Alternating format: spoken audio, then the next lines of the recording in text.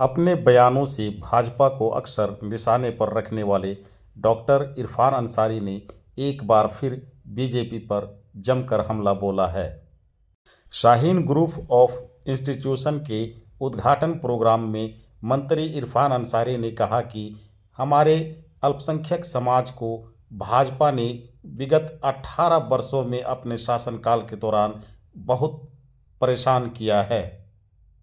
उन्होंने कहा कि 18 सालों में जितना अल्पसंख्यक समाज का हक तलफी हुआ है, हक छीना गया है, मैं उसे सूद समेत वापस दिलाऊंगा।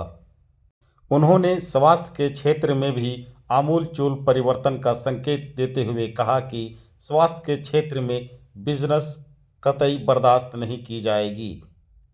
आने वाले दिनों में सभी अस्पतालों के लिए एक क्रांतिकारी गाइडलाइन जारी किया जाएगा, जिसके तहत हर गरीब अमीर को इलाज में सुविधा हासिल होगी।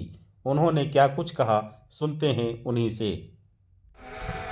4 महीने का समय था, लेकिन मैंने काम करके दिखाया है लोगों को कि नहीं, विभाग कोई भी हो, काम करने वाला होना चाहिए। आज आप देखिए, बिना भेदभाव का ऐसे ऐसे क्षेत्र में मैं कहना चाहता हूँ, राज्य लिए 24 साल हो गया, लेकिन हमारे खास करके 18 सालों में भाजपा ने इस तरह से हमारा हक छीना, मैं बता नहीं सकता। जब मैं गजट देख रहा था, जब मैं आंकड़े देख रहा था, तो सबसे ज्यादा कोई शोषित हुआ है इस राज्य में, तो हमारा अल्पसंख्यक कौम शोषित हुआ है। हर क्षेत्र में हमें रोका गया, हर बहालियों में हमारी जीरो तादादी नहीं है हमारी बहाली। हमें आपस में लड़ाकर, भाई भाई में लड़ाकर हमारा हक छीनने का काम भाजपा ने किया। किसी भी क्षेत्र में चले जाइए, किसी विभाग में चले जाइए, हमारे बच्चे बहुत कम मिलेंगे आपको। लेकिन हम लोग आ गए हैं, मुस्तैदी के साथ आ गए हैं।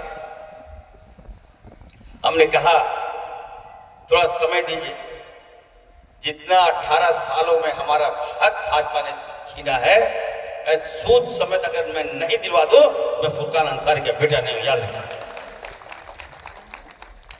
हमें रोकने का प्रयास करता है भाजपा वाले। अरे भाजपा के लोग,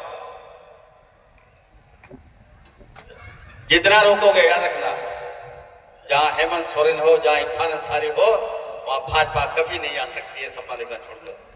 और हफीजुल भाई हो, हम लोग मिलजुल के काम करेंगे और हर क्षेत्र में जहां फूल नहीं था आपका, मैं इस देश की आजादी में हमारी कुर्बानियां हैं, हमारे लोग शहीद हुए हैं। यहां हम जिस परिवार से आते हैं, जिस खानदान से हम आते हैं, से हमारे दादा परदादा अंग्रेजों ने गोली मार दिया, उस पर अगर आप प्रश्न चिन्ह कीजिएगा तो ये तो बर्दाश्त के बाहर की बात है। हमने हर जगह हमने कहा कि नहीं, संविधान का शपथ हम खाए हैं तो हर क्षेत्र का विकास करेंगे। हमने आदिवासियों के क्षेत्र में चले जाइए, कोई ऐसा रोड नहीं, गांव में रोड नहीं होगा जो दिया नहीं मैंने, पुल पुलिया दिया, दलित के यहाँ भी हमने दिया और अल्पसंख्यक के यहाँ भी हमने दिया। और अब तो मुझे स्वास्थ्य मंत्रालय का मौका मिला। हमें तो माननीय मुख्यमंत्री हेमंत सोरेन जी और राहुल गांधी जी ने कहा कि नहीं, अब आपको स्वास्थ्य देखना है, खाद्य आपूर्ति भी है हमारे पास और आपदा विभाग भी है। मेडिकल के क्षेत्र में बहुत बड़ा बदलाव हम करने जा रहे हैं, आप लोगों को देखने को मिलेगा। स्वास्थ्य की गारंटी, मैं तो पढ़ा हूं विदेश से, MBBS भी हूं, MD भी हूं। अभी हमारी बहन हमारे बारे में बता रही थी, 3 बार का विधायक हूं मैं और सेवा का अवसर दिया है हेमंत जी ने मुझे कि एज ए स्वास्थ्य मिनिस्टर, तो निश्चित तौर पर झारखंड में स्वास्थ्य की व्यवस्था को सुधारना है। मुझे क्रिटिसाइज नहीं करना है, जो हुआ सो हुआ, लेकिन अब जो है इसको ठीक करना है। मैं विदेश में पढ़ता था तो वहां पे स्वास्थ्य के लोगों को गारंटी है, उनको चिंता नहीं होता था कि हम बीमार हैं कि क्या होगा, इलाज होगा कि नहीं होगा। वहां जो हेल्थ काउंसलाइज नहीं हुआ है वहां, लेकिन हमारे हिंदुस्तान में अब चली जाइए, अगर कोई हॉस्पिटल खोलिएगा तो एजुकेशन खोलेगा तो वो लगता है कि व्यवसायिक करने लोग कर दिया। ये मैं नहीं चलने दूंगा। आने वाले दिनों में आप देखिएगा 14 तारीख के बाद आपको स्वास्थ्य के क्षेत्र में बहुत बड़ा बदलाव देखने को मिलेगा। आम लोगों के लिए भी हो जाता है।